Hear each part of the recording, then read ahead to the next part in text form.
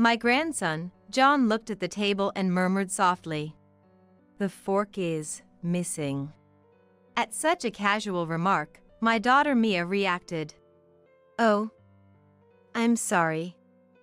I'll get it ready right away." As I was about to get the fork, John said loudly, "I'm sorry. I'm sorry, Dad. I'll take the punishment today. So, don't do it for Mom." Punishment? What on earth was John talking about? I couldn't understand what he said. But both Mia and John seemed tense and rigid. Punishment? Don't worry about it, John. It was Grandma who forgot to put out the fork. John looked at me, then shifted his gaze to my daughter's husband, Christopher. Come on, John. What are you talking about? Christopher was clearly disturbed. I began to realize the unease I had been feeling. Both Mia and John seemed incredibly tense when speaking with Christopher.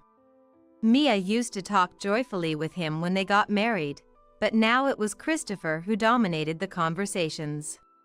Come on, Mia, say something. Christopher was panicking. And surely, everyone at the dining table felt the heavy atmosphere.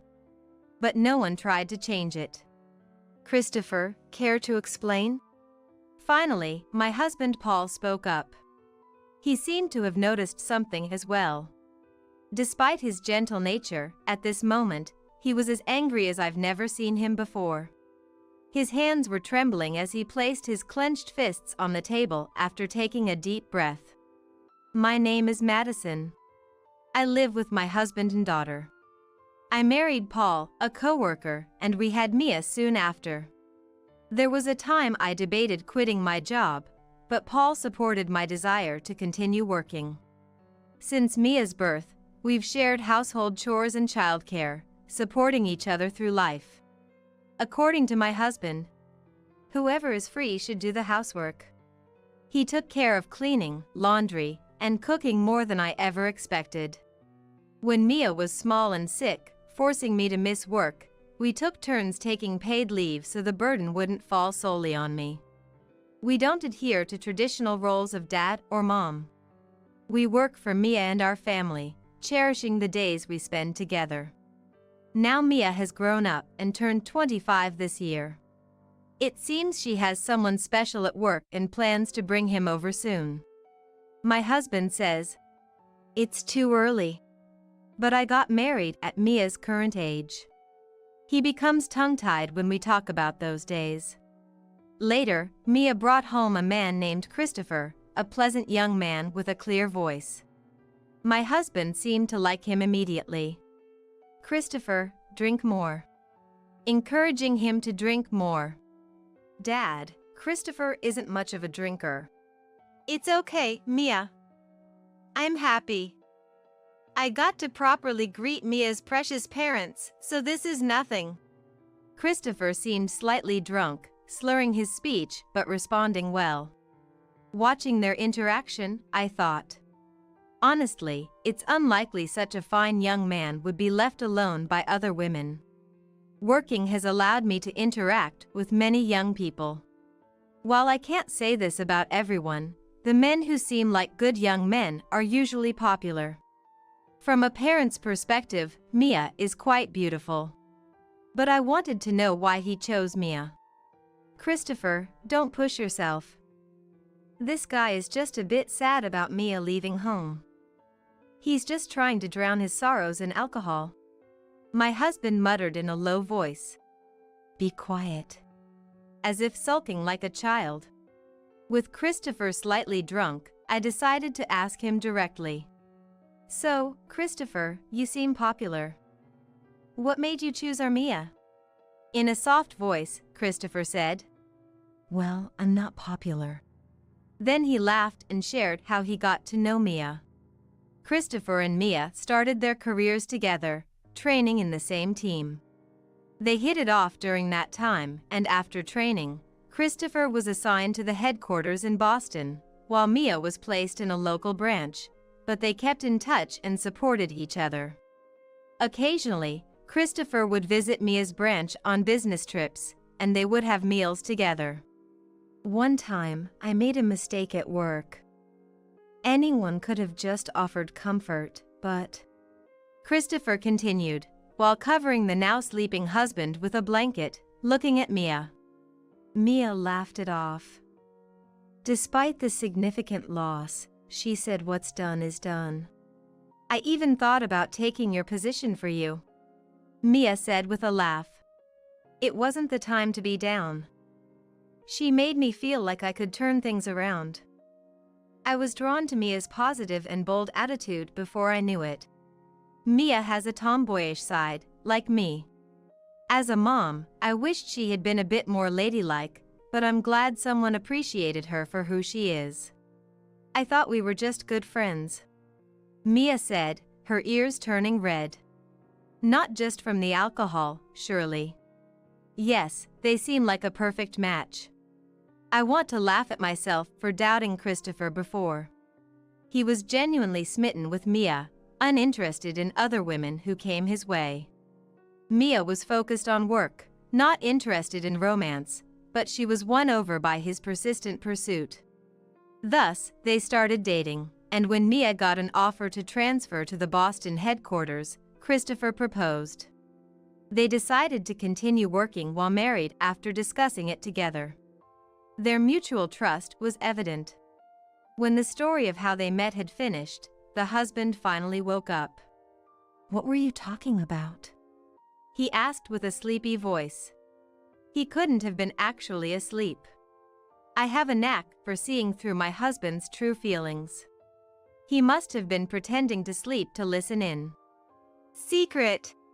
While trying to keep calm, Mia, with her ears turning red, and Christopher, both blushing with embarrassed smiles, were watched by the husband with a feigned clueless expression. I looked on at the three of them fondly. Christopher's parents also took a liking to Mia, and their marriage was happily decided. After that, busy days of meeting both families and the wedding passed quickly.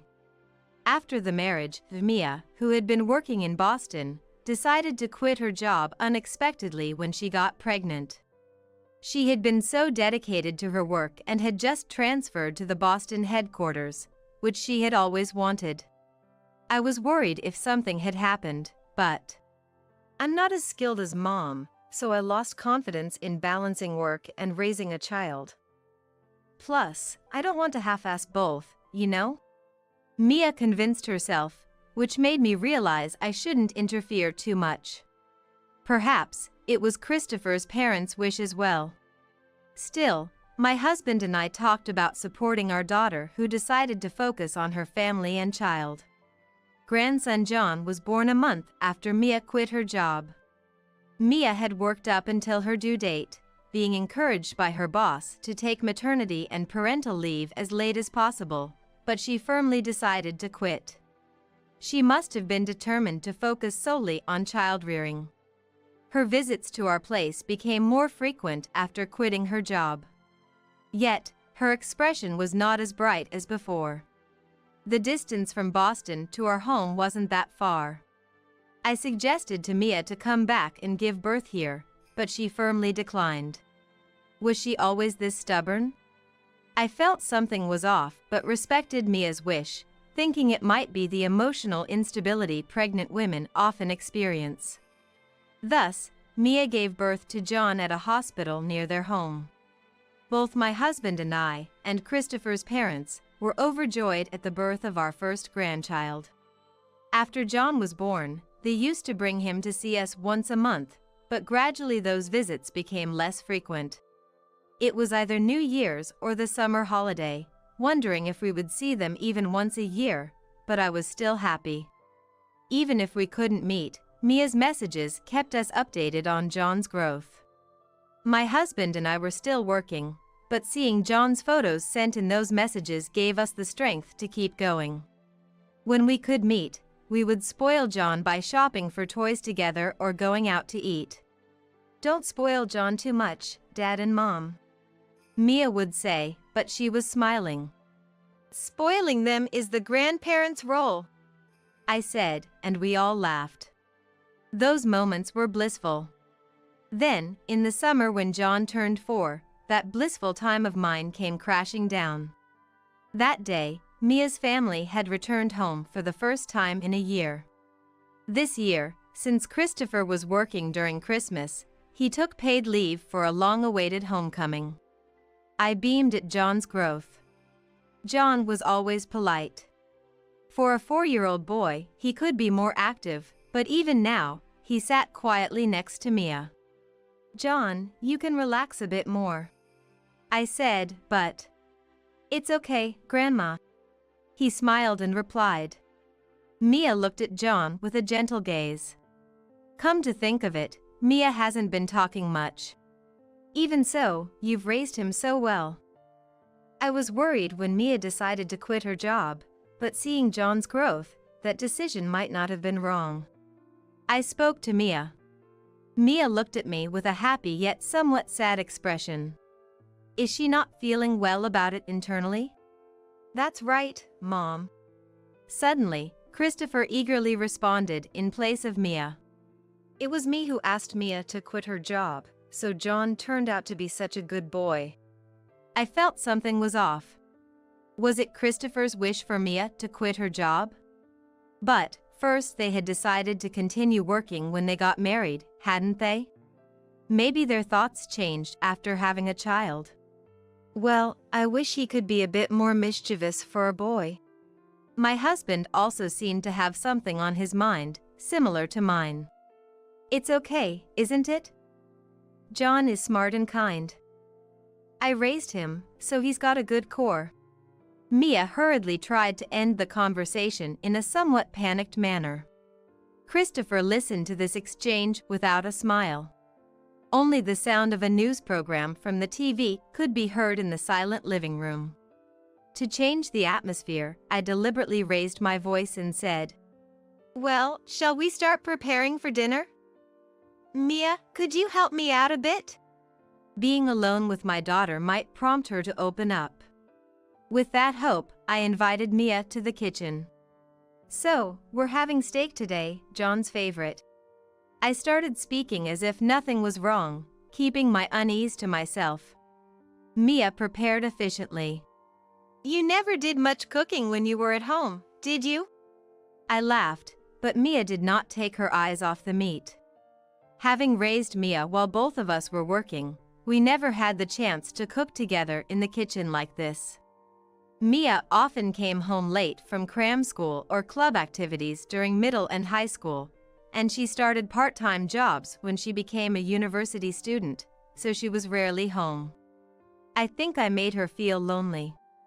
That's why I thought she chose to quit her job and stay home for John, but from what Christopher said earlier, it seemed not to be the case. I stopped my hands, turned towards Mia, and asked, Hey, Mia. Is there something you want to talk about? Mia stopped moving. After a moment of silence, she also looked into my eyes. Well, Mom. And started to say. It seemed she was struggling to find the next words, maybe hesitating about something. Just as I was about to speak, the beer's run out. Dad said to go get some. John came into the kitchen. Mia snapped back to reality, took a can of beer from the fridge, and handed it to John. Good job, John. Well done. I praised John, and he smiled and returned to the living room. Really, for being only 4 years old, he's already so helpful. I was impressed, but Mia's expression turned sad again. Is something wrong? I tried to ask again, but this time Mia laughed and said, It's nothing. Just a bit tired from the move today. I'm fine, really. She replied cheerfully, but it seemed somewhat forced. Still, Mia acted brightly, so I couldn't press further. The dinner preparations were completed, and we moved the dishes from the kitchen to the dining table. The men were drinking beer in the living room, carefree. My husband would help when it was just the two of us, but in times like these, it couldn't be helped. After arranging the dishes, side plates, drinks, and glasses on the table, All right, dinner's ready. Please, everyone, take a seat. I called out. Wow, this looks delicious.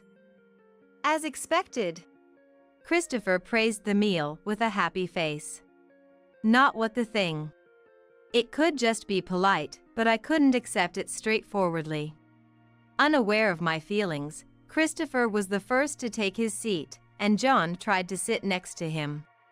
However, looking at the table, John muttered quietly, "There's no fork." Mia reacted to this seemingly trivial remark. "Oh? Sorry. I'll get it ready right away." As I was about to get the fork, John said loudly, I'm sorry, Dad. I'll take today's punishment. So please, not Mom." Punishment? What was John talking about? I couldn't understand. But both Mia and John looked tense, their bodies stiff. Punishment?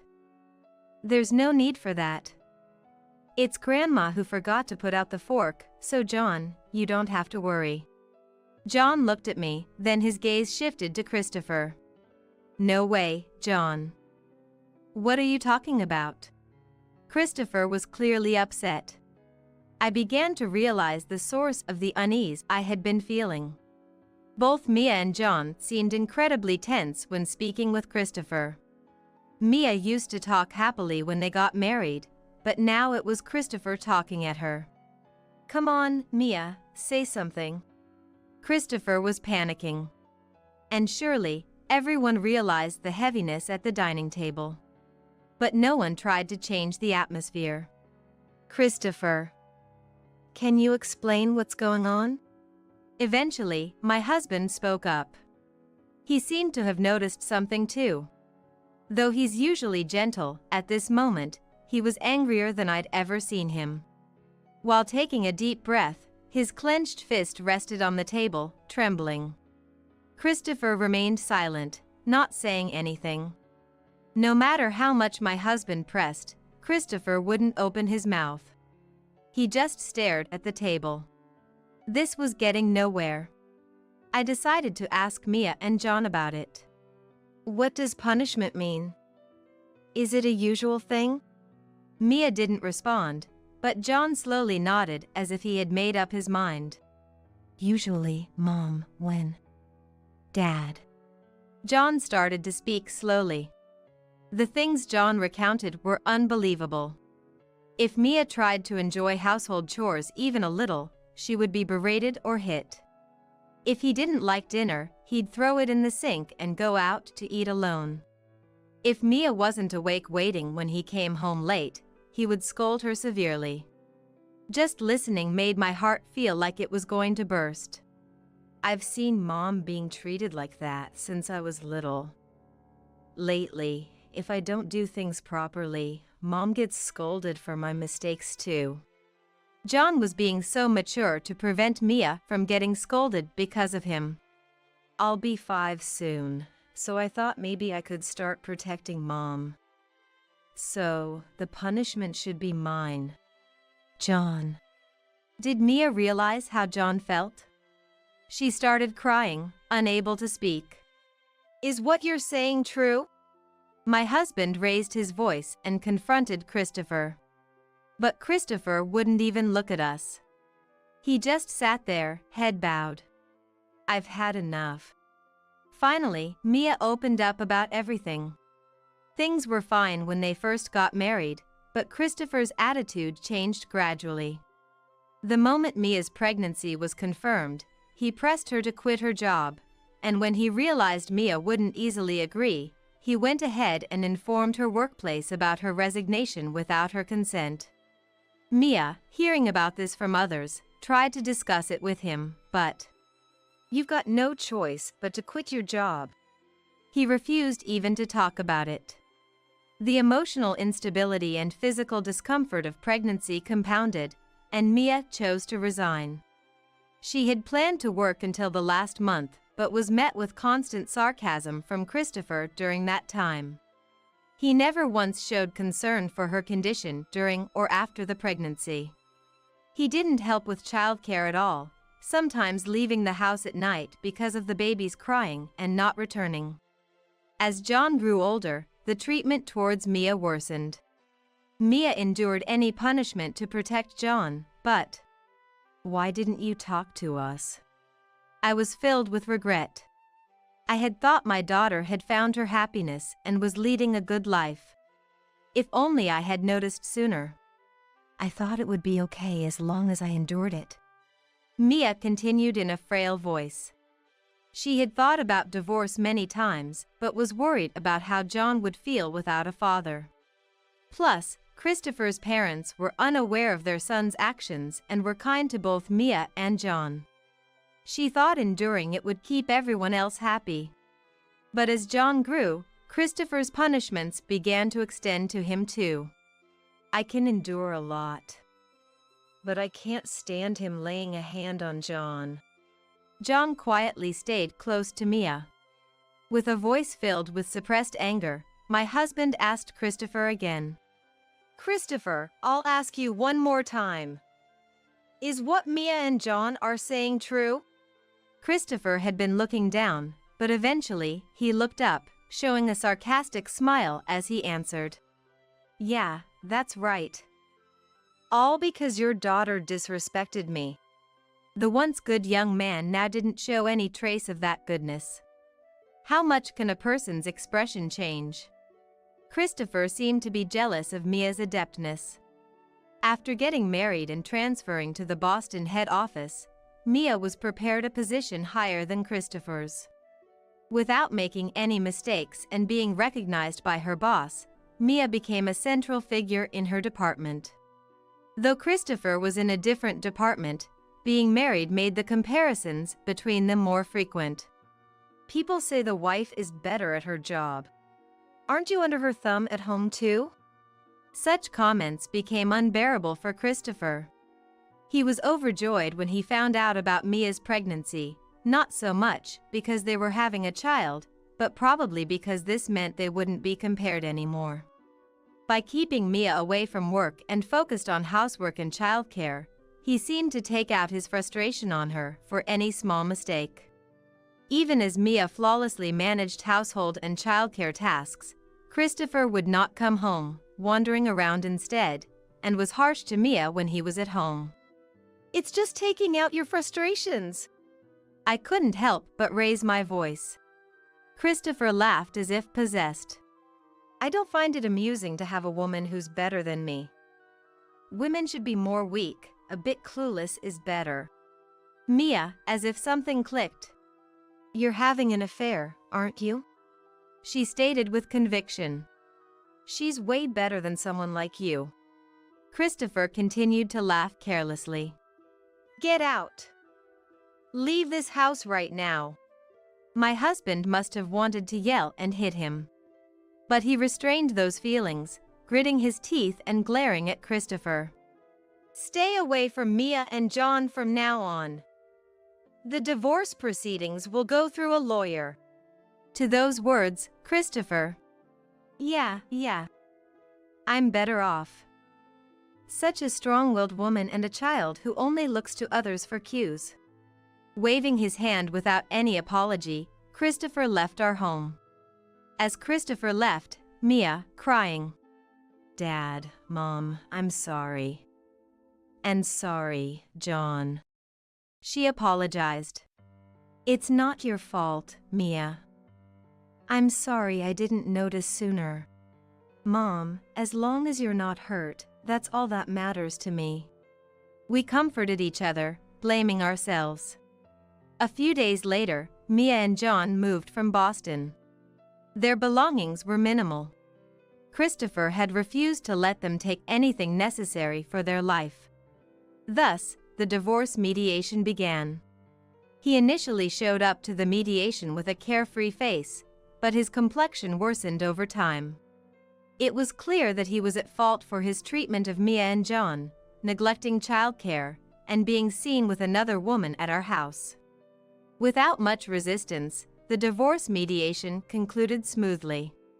Christopher probably wanted to be rid of Mia and John before things got complicated. Though he had to pay compensation and child support, he complied smoothly. But he never apologized until the end. Later, Christopher was fired from his job. He hadn't informed his company about the divorce, but Mia's former boss witnessed him being friendly with another woman inside the company. After the former boss contacted Mia and her superiors learned of the divorce, it was reported to the executive director. The woman Christopher was involved with turned out to be the executive's daughter. Summoned by the executive, Christopher insisted there was no problem as he was divorced. But he was the one who had been deceived. He said he was breaking up with his wife and forced me. She was telling this to her father. She had a fiancé, and Christopher was just a fling. In the end, it seems he was forced to resign abruptly due to the accusations of infidelity during his marriage. Since then, he has become estranged from his family home, chased by the demands for compensation and child support, and now he's living in extreme poverty. Mia has changed her phone, so contact is not possible, and any calls to our house are handled by my husband. The reason he doesn't persistently follow us is thanks to mine and my husband's profession. We were both police officers. Christopher knows this, so he cannot act boldly. Since then, Mia and John have started living in our home. Mia, using her old job connections, has found new employment and is working hard. John quickly adapted to the new environment and made many friends at his transferred preschool. Like a boy of his age, he comes home covered in mud every day, to Mia's dismay. I quit my job, which I was proud of, to protect Mia and John. Not knowing when Christopher might barge in. Every time I remember that incident, I'm filled with regret. I decided I didn't want to go through that again.